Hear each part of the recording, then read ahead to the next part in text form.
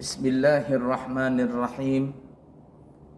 Assalamualaikum warahmatullahi wabarakatuh. Alhamdulillahi rabbil alamin. Allahumma fasalli wa sallim ala sayyidina wa nabiyyina wa maulana Muhammadin sayyidil anbiya'i wal mursalin wa ala alihi wa ashabihi wa azwajihi wa dhurriyyatihi wa man tabi'ahum bi ihsanin ila yaumiddin, amma ba'du. Kembali kita melanjutkan pelajaran kita masih di dalam as-sunanu fi shalah, sunnah-sunnah di dalam salat. Pada yang pertemuan yang lalu kita tuntas sudah ya sampai salam ya. Kemudian juga kita bahas tentang masalah sunnah-sunnah secara umum, termasuk masalah khusyuk. Itu ya kemarin ya. Baik, lanjut silakan. Bagus penampilan ini, yaitu dengan A. memakai bola, B. memakai selendang, C. memakai jubah, D. memakai cincin, E. memakai tampilasan, yaitu memakai selendang yang ditaruh dan menutupi kepala serta dua ujung dilintingkan di leher.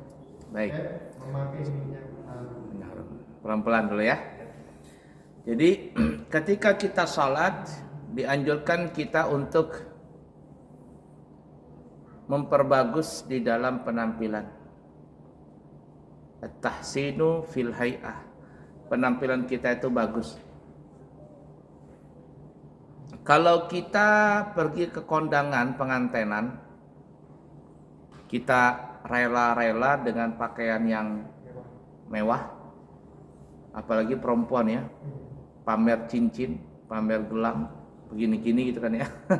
Sekarang kan lagi heboh tuh ibu-ibu, terutama yang dari daerah Makassar, Bugis, penampilannya, cincinnya boleh lah ya, kalungnya sampai luar biasa, gelangnya hampir sampai ke siku, tasnya pun juga tas emas. Nah, kalau kita menghadap pengantin, artinya menghadiri pengantinan begitu mewahnya pakaian kita,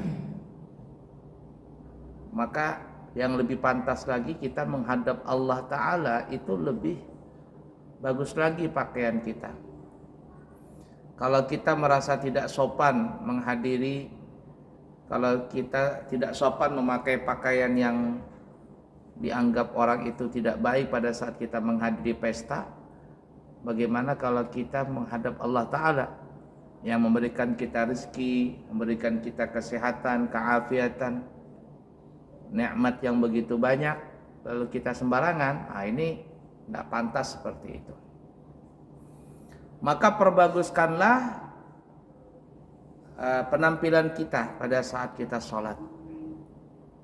Kalau laki-laki ya apa tadi yang pertama?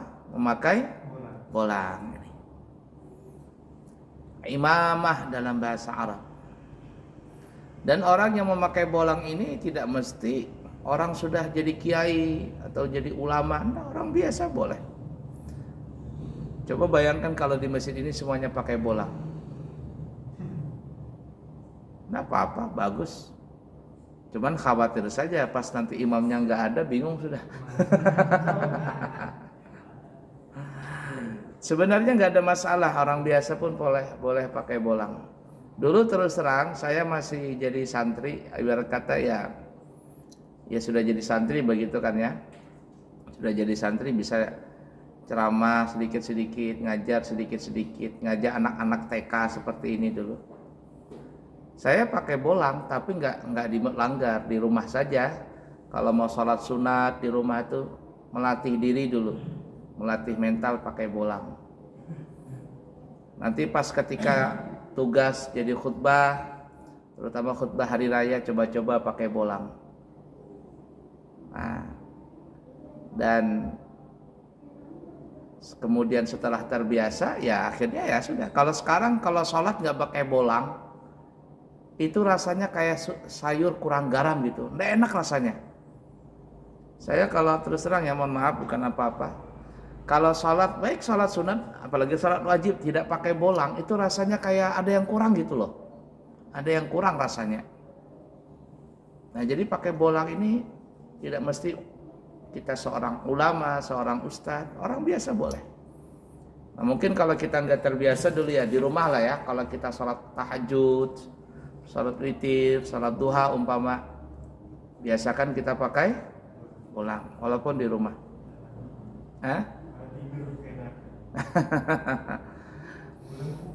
Ini bolang ini, imamah ini yang ini.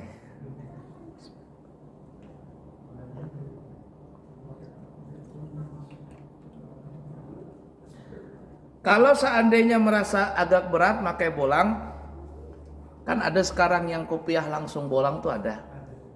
Dijual di mana, di online tuh ada kopiah langsung bolang. Jadi tinggal pakai aja begitu. Nah, kalau bolangnya orang Jawa itu pakai belangkon. Belangkon itu bolangnya orang Jawa. Makanya kan Sunan Kalijaga beliau memakai belangkon. Kata beliau, saya lebih senang berdakwah seperti ini karena lebih dekat kepada masyarakat. Bolangnya orang, maksudnya bolangnya para ulama dan bolangnya di setiap negara itu ada perbedaan. Beda-beda. Orang Mesir, coba lihat ulama Mesir. Mereka kalau sudah makamnya ulama biasanya tuh kopiahnya merah, sirnya putih bolangnya, dan kayaknya langsung pakai begitu. Makanya lihatin saja anak-anak lulusan Mesir yang mereka sudah berani tampil khas para ulama, maka mereka biasanya pakai bolang, kopiah merah, kemudian bolangnya putih, memakai jubah. Itu ciri khas ulama-ulama Mesir seperti itu.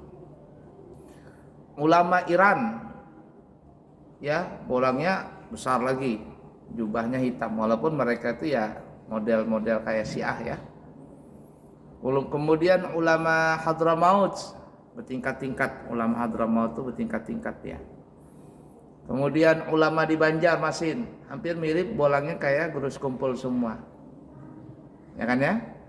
Kemudian ulama India beda juga sorbannya. Ulama orang Thailand beda. Jamaah tabligh beda.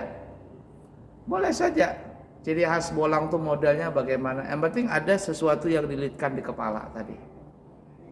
Nah termasuk bolang. Karena ada itu hitam itu biasa. Itu bukan selang. Iya, selang itu. Igal itu. Iya, orang Arab namanya igal. Boleh juga. Kalau orang Arab sering pakai itu. Dulu enggak tahu sekarang ya, sekarang saya jarang melihat orang Arab pakai itu. Igal namanya. Igal itu kayak tali gitu ya.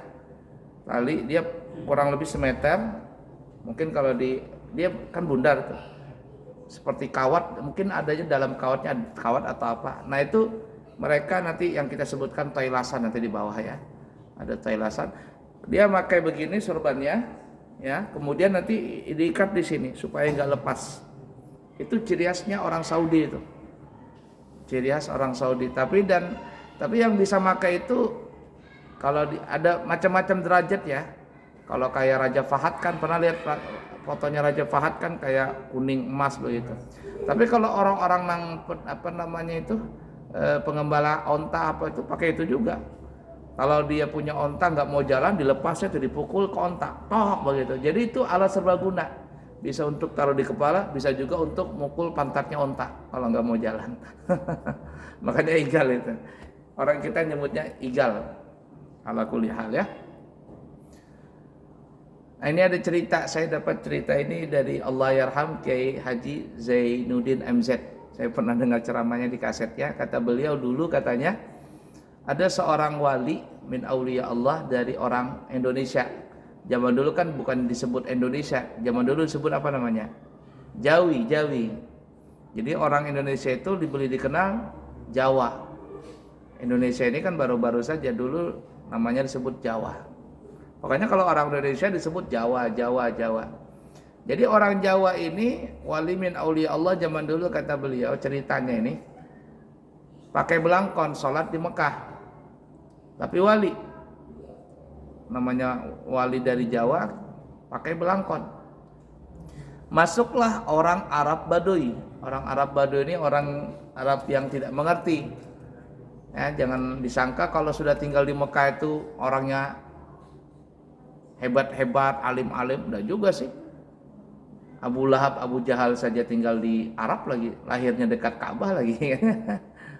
Jadi ada Arab Baduy masuk ke Masjidil Haram, lalu melihat si wali dari Jawa ini sholat memakai bolang.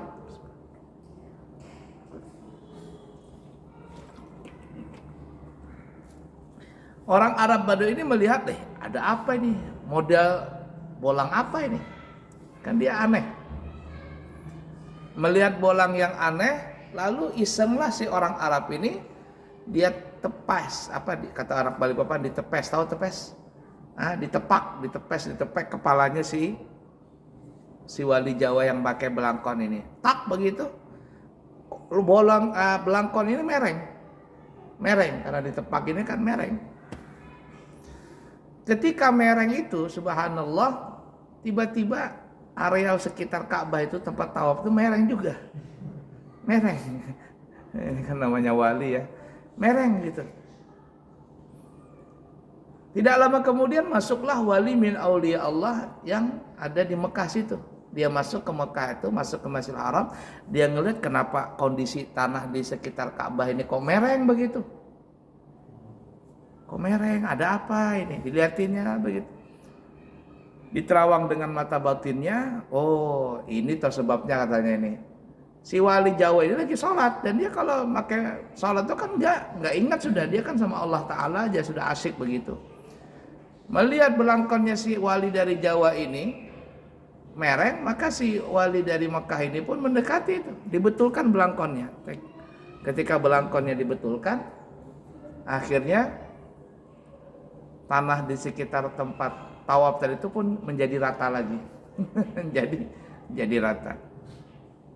Itu yang disebut namanya karamah ya. Karamah. Para aulia mempunyai karamah seperti itu. Nah, kalau para nabi disebut namanya mukjizat. Tapi kalau dukun disebut apa namanya? Istidraj. Istidraj itu masuk namanya sihir. Ya apa lagi? Dukun-dukun, jampi-jampi, itu masuk kategori istidrat namanya. Istidrat itu artinya dimudahkan oleh Allah, semakin dia maksiat semakin dimudahkan. Itu namanya istidrat. Kayak tukang sihirnya Fir'aun, Nabi Musa lemparkan tongkat bisa menjadi ular tongkatnya. Tukang sihirnya Fir'aun lempar tongkat, lempar tali jadi ular juga.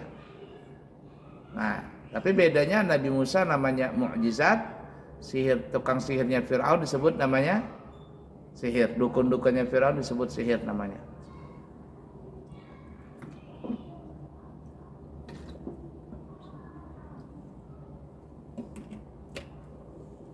Udah dipaham kira-kira? Baik. Pakai bolang, sunnah. Jadi kalau kita merasa agak gimana salat pakai bolang di masjid, ya belajarlah pakai bolang di rumah. Jadi kalau kita salat sunnah, usahakan pakai bolang di rumah. Baik, lanjut yang kedua tadi apa? Pakai selendang, ini selendang. Jadi bapak-bapak para jamaah kalau pakai selendang ini, kalau kita salat sunnah pakai ini.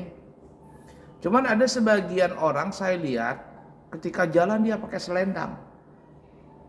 Ketika kemana-mana si ustadz ini ya pakai selendang, tapi ketika dia sholat selendangnya ini dia taruh di lantai. Ya, kata saya hukumnya makruh. Pak Haji punya selendang, tiba-tiba pas mau sholat ditaruh di lantai, makruh hukumnya.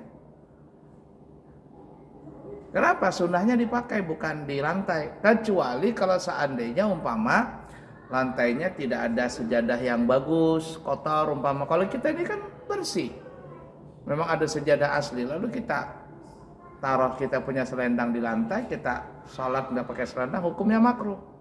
Lain halnya kalau kita memang nggak punya selendang. Ini kita punya selendang tapi kita nggak mau pakai loh gitu.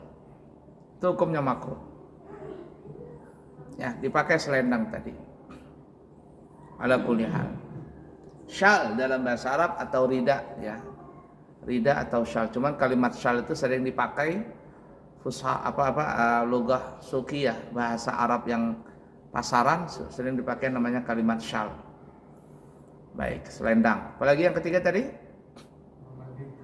Jubah, ini jubah. Ya. Kalau bisa pakai jubah. Nah, itu. Kalau merasa malu ya di rumah lah ya. Di rumah begitu. Pakai jubah ini. Sunnah hukumnya, ini sunnah semuanya. Karena Nabi memakai seperti ini. Nabi pakai gamis, Nabi pakai jubah, Nabi pakai selendang, Nabi pakai bolang. Dan semuanya dilakukan Nabi. Dan mohon maaf kami pribadi memakai ini semuanya ada ijazahnya. Kami dipakaikan sama guru-guru kami. Ya, kemudian guru kami dipakaikan oleh gurunya terus sampai kepada sahabat, sampai kepada Rasulullah SAW memakai seperti yang ini. Hukumnya sunnah. Pakai jubah. Lanjut. Cincin. Sunnahnya cincin itu di jari kelingking kanan. Ah, itu sunnah. Ah, sebentar dulu, belum selesai. Kelingking kanan, ya. Ada dua riwayat, satu kelingking kanan, dalam riwayat yang lain kelingking kiri. Nah, jadi kalau kita lihat ada ulama pakai cincin di kelingking kiri, memang ada dalilnya Nabi memakai cincin di kelingking kiri. Nabi juga pernah memakai cincin di kelingking kanan. Tapi kata ulama boleh memakai di jari manis. Boleh jari manis kanan, boleh jari manis kiri. Ini hukumnya, yang ini sunnah, yang ini mubah. Yang makruh adalah di 3 jari ini. Jadi kalau ada orang memakai cincin di jempol begitu, makruh. Memakai cincin di telunjuk, makruh. Memakai cincin di tengah, makruh. Perempuan-perempuan kan banyak pakai cincin di mana? Di tengah perempuan itu. Coba lihat orang perempuan itu. Banyak dia pakai cincin di tengah. Sebaiknya jangan di 3 jari ini. Ya. Kalau kita mau pakai cincin kelingking kanan atau kelingking kiri, atau di jari manis kanan atau jari manis kiri. Boleh. Dan kata ulama memakai cincin itu cuman satu. Afdalnya satu aja. Satu. Tapi kalau seandainya mau lebih, itu ada beda pendapat. Ada yang mengatakan boleh, ada yang mengatakan makruh, ada yang mengatakan haram kalau memakai 2 cincin. Tapi kalau yang lebih daripada itu, apalagi cincinnya banyak sekali kayak dukun santet atau apa, begitu. Ini bisa masuk kategori makruh, bahkan ada ulama yang tegas mengharamkan itu karena berlebihan, israf di dalam berpakaian. Kemudian dianjurkan cincin itu ada matanya, ada batunya ini. Kita suka pakai batu apa? Jamrud, merah delima, apalagi pakai red Borneo, apalagi? Safir, apa saja boleh. Dan dianjurkan memakai cincin yang ada batunya itu jangan terlalu besar. Disebutkan di dalam kalau tidak salah dalam kitab Ta'limul Muta'allim, itu salah satu tanda orang itu bodoh, menunjukkan orang itu bodoh adalah kalau dia pakai cincin matanya besar. Ya, makanya kalau ada orang cincinnya besar begitu matanya, biasanya orang itu agak bodoh, menunjukkan orang itu bodoh.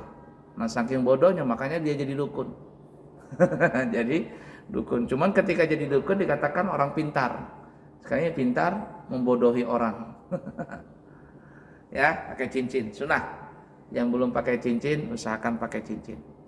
Baik, selanjutnya memakai tailasan. Tailasan tuh begini modelnya. Saya terus terang kalau pakai tailasan ini ketika khutbah saja. Karena kalau tidak khutbah agak ribet gitu, ya. Tailasan tuh begini modelnya. Nah, jadi begini.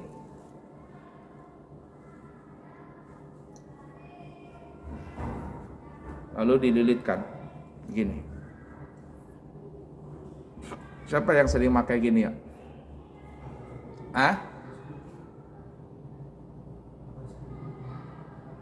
Ahmad Sekumpul. Nah, kayak gini nih. Kalau tidak salah yang sering pakai begini ulama kita siapa ya? Habib Lutfi begini. Wallah alam ya. Yang pakai gini. Saya pribadi yang pakai begini tailasan itu biasanya kalau khutbah Jumat saja. Khutbah Jumat. Tapi ada juga orang begini salat ya, enggak apa-apa. Nah, ini sunnah begini. Memakai tailasan. Kemudian adapun orang Saudi dia memakai tailasan, namanya tailasan dalam bahasa Arab ya. Mereka begini tapi dia bejuntai, tahu bejuntai? Nah, begini. Jadi dia ini orang-orang Arab Saudi. Kamu lihat, kita lihat kalau dia jadi imam tuh. Ya, Masjidil Haram gini. Nah, ini tailasannya begini, orang apa namanya? Orang Saudi. Nah, ya. Nah, tapi kita sunahnya bukan begini. Maksudnya lebih afdalnya begini, kemudian dililitkan begini. Ini namanya tailasan. Nah, sedangkan orang-orang Saudi biasanya dia cuman begini. Nah, lalu dia ginikan. Nah, ginikan. Dia ada lincip di sininya. Nah, itu. Pernah lihat orang begini? Itu ciri khas dia, namanya tailasan. Sunnah ya. Imam-imam di Masjidil Haram rata-rata mereka pakai gitu. Dan kalau seandainya agak ribet, dia selalu memperbaikin itu memakai apa tadi? Igal. Yang sini kemudian ada kayak tali begitu hitam. Macam-macam sih ya warnanya, ada hitam, ada kuning, macam-macam. Terus gantung selera. Itu supaya tidak lepas atau jatuh dia punya tailasan tadi. Baik, lanjut. Minyak harum, sunnah pakai minyak harum. Pakai minyak harum ini bagi laki-laki. Kalau bagi perempuan boleh saja pakai minyak harum, tapi satu, apabila dia sendiri. Atau sendiri itu ya di rumah sendirian. Dua, boleh pakai minyak harum dan ini sangat dianjurkan apabila dia di depan suaminya. Nah, tapi perempuan zaman sekarang terbalik, mau jalan pakai minyak harum. Kalau sudah pakai minyak harum itu kayak mandi minyak harum, semprot sana semprot sini. Ketika di rumah dasarnya robek-robek, bau bawang. Ya. Kemudian kalau di Banjar itu pakai pupur dingin, tahu pupur dingin? Perempuan sana itu suka pakai pupur dingin. Itu ciri khasnya perempuan-perempuan yang di Banjar. Tidur pakai pupur dingin. Zaman dulu pakai pupur dingin, kalau sekarang pakai apa namanya? Masker. Pas suaminya hendak mencium, kelimpanan mata suaminya. Kenapa? Karena rontok dia punya pupur tadi. Nah, jadi yang kedua perempuan boleh pakai parfum kalau di depan suaminya. Yang ketiga boleh perempuan pakai parfum kalau di depan mahramnya, di depan bapaknya, depan anaknya, depan saudaranya boleh. Tapi kalau di depan laki-laki yang bukan mahram, maka perempuan ini haram memakai minyak harum jikalau harumnya itu sampai tercium dan membangkitkan gairah bagi laki-laki yang dilewati di depannya laki-laki tadi. Jadi nggak boleh. Karena laki-laki ini kan kalau cium yang begitu-gitu, sudah pikirannya aneh-aneh sudah laki-laki. Harumnya katanya. Dan perempuan itu anehnya ya, aneh itu perempuan tuh. Lihatin saja hampir rata-rata begitu. Perempuan itu bisa nggak mandi, bisa 2 hari 3 hari nggak mandi, tapi ketika mau jalan dia pakai minyak harum. Dia cuman ganti baju pakai minyak harum tapi mandi nggak. Itu banyak perempuan seperti itu. Cuman ganti baju kemudian pakai minyak harum, mandi nggak. Itu ada perempuan-perempuan seperti itu banyak sekali. Jadi luarnya aja harum, dalamnya habuk juga baunya. Ala kuliah ya. Nah, tapi bagi laki-laki itu dianjurkan pakai minyak harum. Dan minyak harum ini kalau kita makai ya, jangan minyak harum yang beralkohol, yang non alkohol saja. Ya, khali anil khal, sunyi, tidak ada alkoholnya. Karena alkohol ini masih diperdebatkan di antara para ulama. Masalah alkohol ini masih diperdebatkan di antara ulama. Karena kan yang membuat mabuk itu kan alkohol itu. Cuman timbul pertanyaan, dan ini harus diteliti ya sama para ahli. Terus terang saya tidak ahli di sini. Makanya saya bilang daripada kita ragu-ragu, sebaiknya kita pakai minyak harum yang tanpa alkohol. Nah, tetapi alkohol yang ada di parfum dengan alkohol yang ada di minuman khamar, apakah sama atau tidak? Wallahu alam. Wallahu alam, saya tidak paham.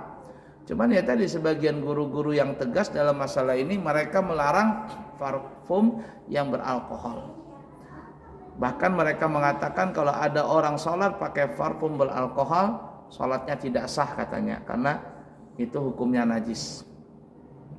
Cuman saya tidak berani juga mengatakan itu najis, karena perlu diteliti lebih lanjut apakah alkohol yang ada di parfum itu sama dengan alkohol yang ada di minuman khamar atau tidak. Wallahu a'lam. Yang memabukkan itu kan sebenarnya bukan minumannya, yang memabukkan itu kalau sudah sampai ada kadar alkoholnya.